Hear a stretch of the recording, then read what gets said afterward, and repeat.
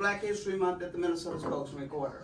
I'm glad that all of you have chose to spend your morning with us and to learn more about the power of the black press and all the history that it brings with it. My grandfather, Cecil Newman, started this paper in 1934. And he actually left from Kansas City, Missouri to come to Minnesota, where he felt he had more of an opportunity to start a black press. He wanted to write a paper since he was 8. So in his classroom as an 8-year-old, he had just a regular 8.5 by 11 sheet of paper that he wrote his newspaper, his school newspaper on. And then when he got to be 17, he still had the desire to be a publisher and to print a newspaper. So he wanted to start it in Kansas City where he was, but he just realized that the racism there was so strong that it would have been a bigger uphill battle than if he would have moved further north. So he came to Minnesota. Unfortunately, one of his experiences was he went to a restaurant and ordered a hamburger and it was loaded with salt. So the clear message was, you're not welcome here. So then he realized that he still had a lot of work that he had to do. So he just got started with publishing the St. Paul Recorder, which was actually over in St. Paul. And then over time, he realized that he didn't have enough money to start one newspaper, so he started 2. So he opened an office downtown Minneapolis, and that was for the Minneapolis Spokesman. So he was able to cover both cities, St. Paul and Minneapolis. And my thought was, how did that make sense? If you can't afford one, how in the heck do you afford 2? But the man was so forward thinking, his thought was, I can sell it up with advertising. And so therefore, I can make more money and move a little bit faster in my mission, because now I'll be able to afford both of them. So he continued down his journey of starting a newspapers, and then in 1954, he wanted his own building. And so he found land right here where we're sitting today.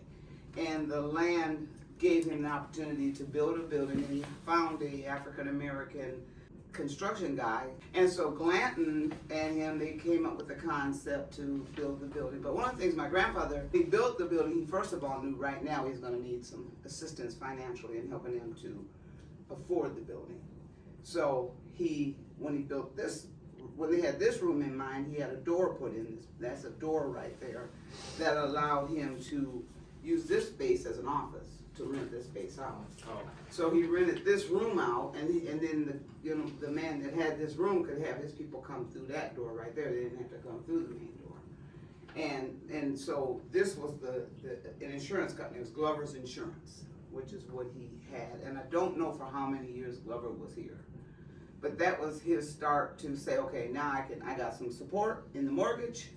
Let's get it going.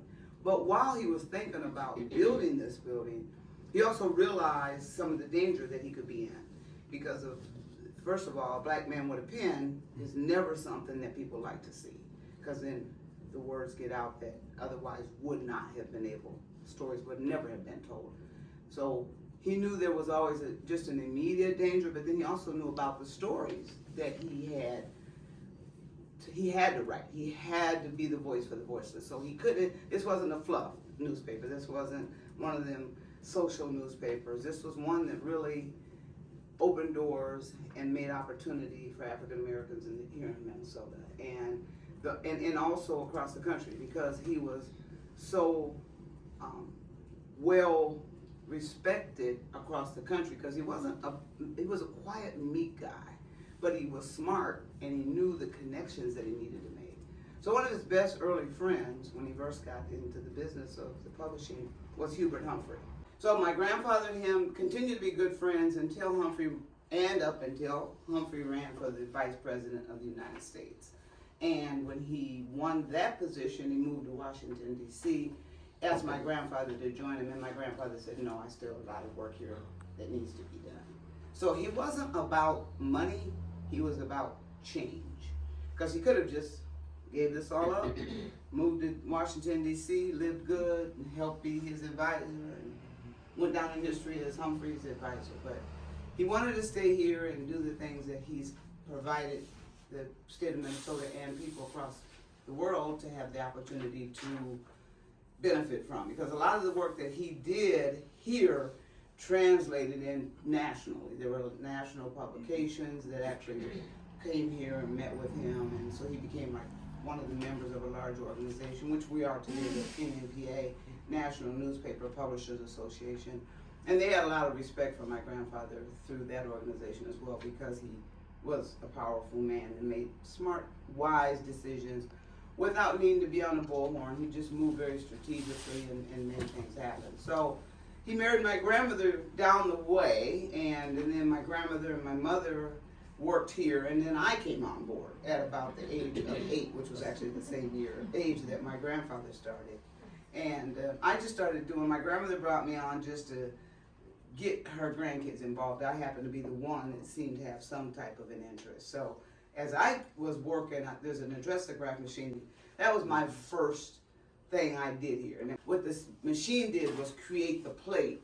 Then the plate went into a great big machine that was located in the back where we're gonna go. And then there was a drawer in there that fed the plates that stamped the address as the paper flew through the machine. So that was what my grandmother taught me to do when I was 8. Something that she felt I could do was make them plates.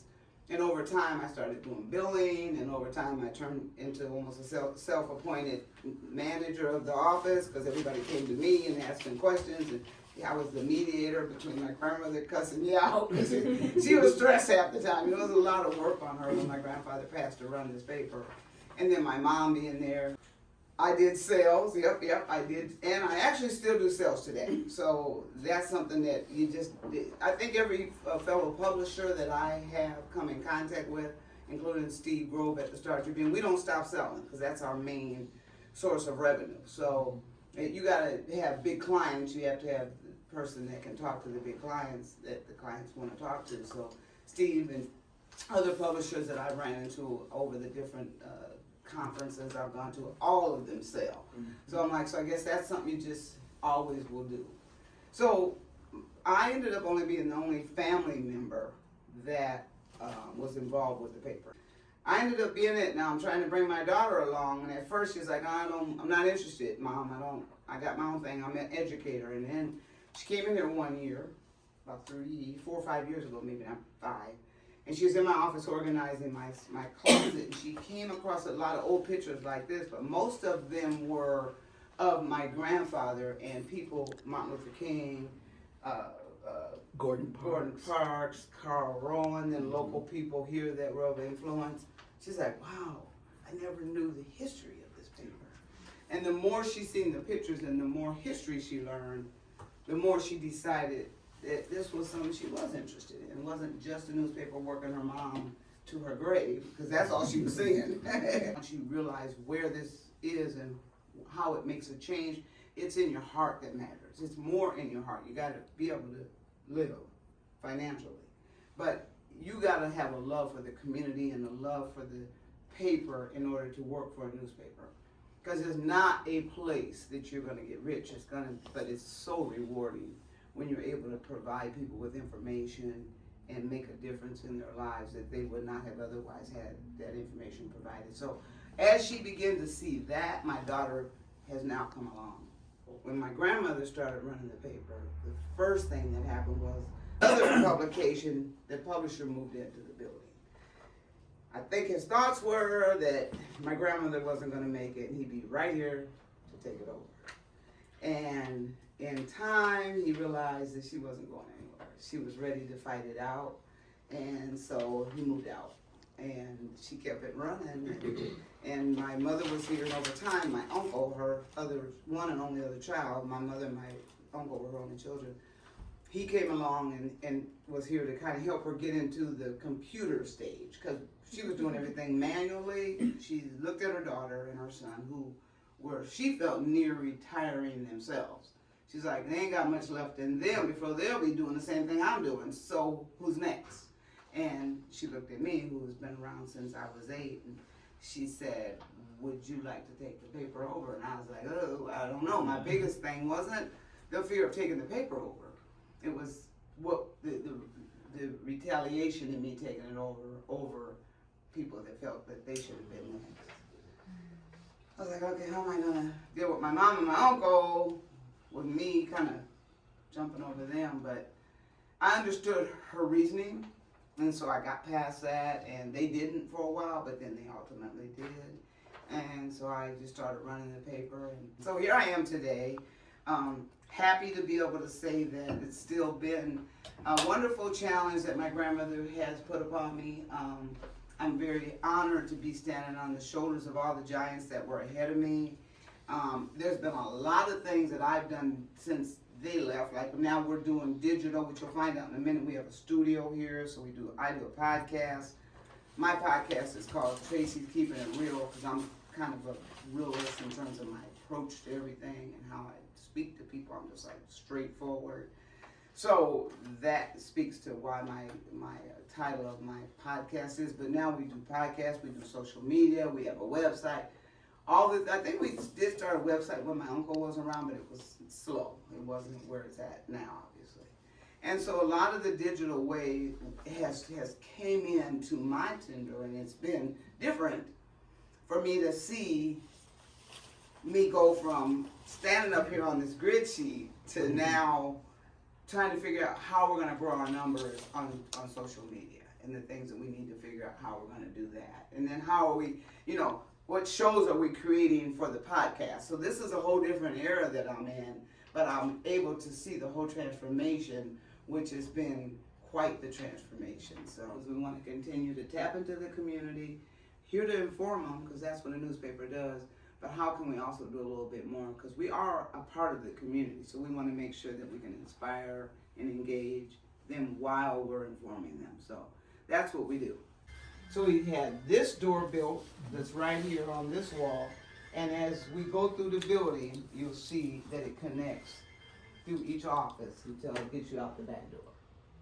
So that's he was pretty smart at his forward thinking and looking at the things he had to consider as he started to write the truth.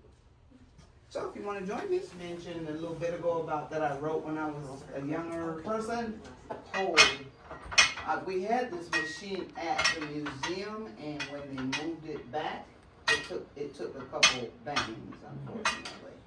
But this here was what pulled it down, and then that's what created the stamp. So a smaller metal plate, right? Yep. Piece of brass Yep. or something like that? You're gonna see it, because we got the case that they still sit in today. Oh, sure. So every subscriber would have one made, right? Absolutely. Yep. And then the case, then the drawer would go into the bigger machine, and then it would. I'll print them all out. Yep. Cool. This machine is the typewriter that my grandfather first started on. So my grandfather was a poem importer, and so that was his day job.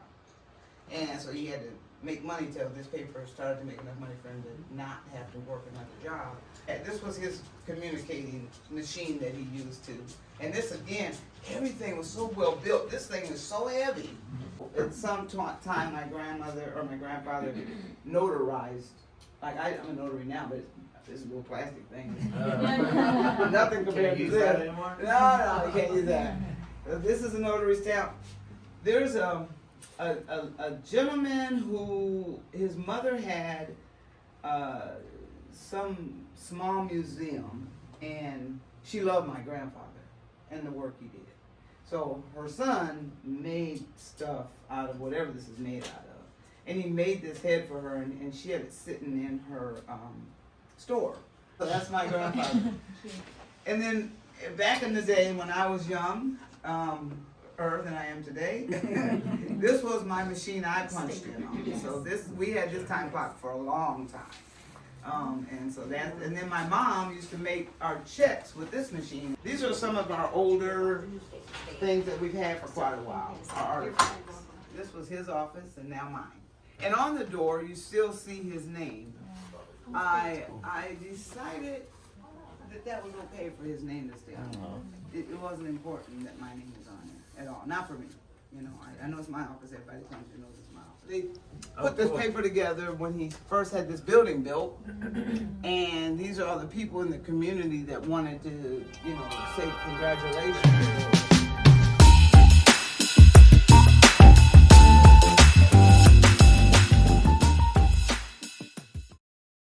Going through a time warp from here to there. This is absolutely my favorite room. I've loved it for many years. I've known Tracy for 40 years. I've loved this room. Wow, cool. Oh, that's so cool. Yeah. And again, these like it goes back to the beginning of time. Oh my gosh. But the Minnesota Historical Society has digitized them and they're online. So you go through our site and you can get a direct link. A while ago, right on Lake Street, there's a small street, and at that time, I guess they needed to name it something, because when they put the building up, it created that little street. Sure. And so that street is called Cecil Newman Lane. Wow. And so, fast forward to Andrea Jenkins' tender. She said, Tracy, we gotta give your grandmother honor. So I said, well, I hope we pick 4th Avenue and preferably more than one block would be helpful. And so this street here up to 42nd and then down to 35th is Cecil or Leuna Q Newman Lane. So they named that after her. Yeah. So that's pretty cool.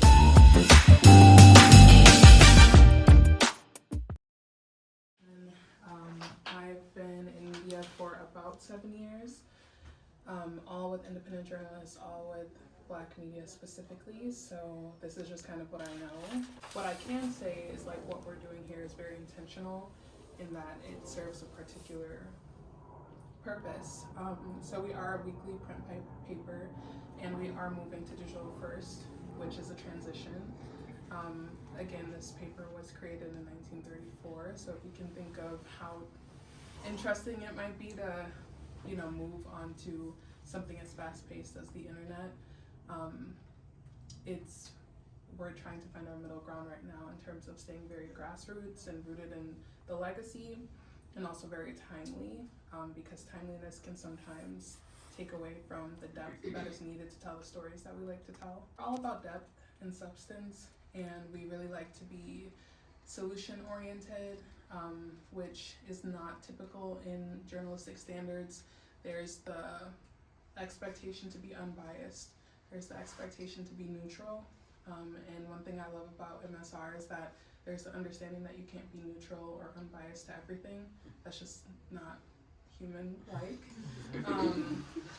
And so we use the passion and the experiences that we share in relation to our community to open the conversation up a little bit more. The work that we do here is really important for the fact that we're telling a side of the story that is not often told. And we see today, even with AI and stuff, that's even more important because people can alter pictures, people can alter videos, people can frame people to look like something they're not. A lot of our, I'll say, colleagues have decided to remove their print paper. My connection to the print paper is just like watching my father read it. Yeah. I was probably just ripping it, but but yeah, I think that it's so beneficial to have physical paper because again, with everything being easily altered, I see actually the print paper being more valuable in the future. We're not trying to be mainstream media by any means. We're trying to be MSR, and I hope that people can find value from what we're doing and understand that the purpose of it is so that one day when the world is more united, I feel like we're getting there, people will see how all of our stories connect. And the more I do this work, the more I see parallels between every story.